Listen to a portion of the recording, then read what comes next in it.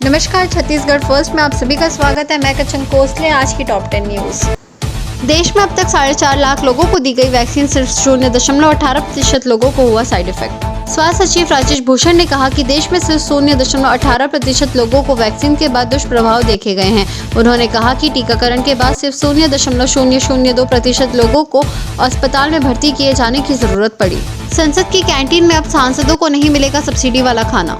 ओम बिरला ने कहा कि संसद का बजट सत्र 29 जनवरी को शुरू होगा। संसद सत्र के दौरान राज्यसभा की कार्यवाही सुबह 9 बजे से दोपहर 2 बजे तक चलेगी, जबकि लोकसभा की कार्यवाही शाम 4 बजे से रात 8 बजे तक चलेगी।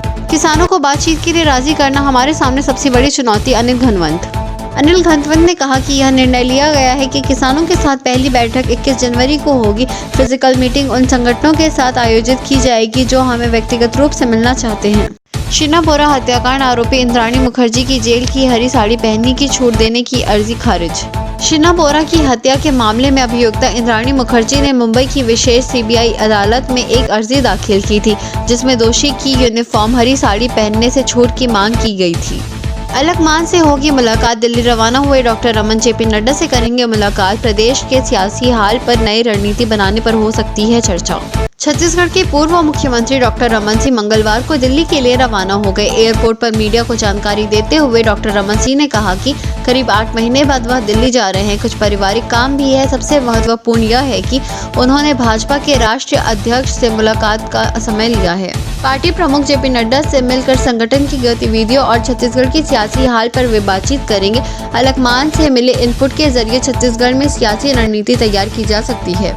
रायपुर में 240 प्राइवेट स्कूलों की मान्यता रद्द। जिला शिक्षा अधिकारी ने कहा, स्कूलों की मनमानी नहीं चलेगी।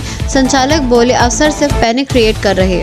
रायपुर के जिला शिक्षा अधिकारी ने सोमवार शाम 240 स्कूलों की मान्यता रद्द करने का नोटिस जारी कर दिया। प्राइवेट स्कूलों के खिलाफ जारी किए गए इस आदेश के बाद से हड़कंप है। स्कूल अपनी संस्था की मान्यता को लेकर तो परेशान है, तो दूसरी तरफ इन स्कूलों में अपने बच्चों को पढ़ाने वाले पेरेंट्स भी बच्चों के भविष्य का खतरा महसूस कर रहे हैं। मुख्यमंत्री ने अमर शहीद गेन सिंह की शहादत पर उन्हें किया नमन।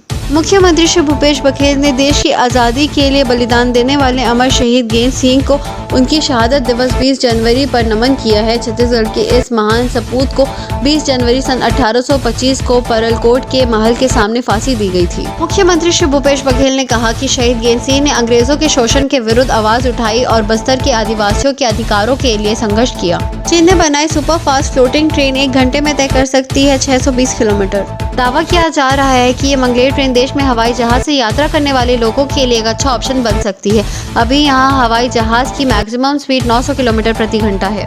सेशन में फैन से जुड़ी दीपिका पादुकोण दिया कई सवालों का जवाब। दीपिका पादुकोण ने नेटिजन से पूछे गए कई सवालों के जवाब दिए। सवाल खाने से जुड़े थे। दीपिका को बताना था कि उनका पसंदीदा खाना जिसे वह खुद बनाना पसंद करती हैं। ऑस्ट्रेलिया के खिलाफ टेस्ट सीरीज जीतने के बाद टी नटराजन टीम इंडिया से बाहर। इंग्लैंड के खिलाफ टेस्ट सीरीज से बाहर हुए पृथ्वी शॉ टी नटराजन 18 सदस्य टीम में भी नहीं बना पाए जगह।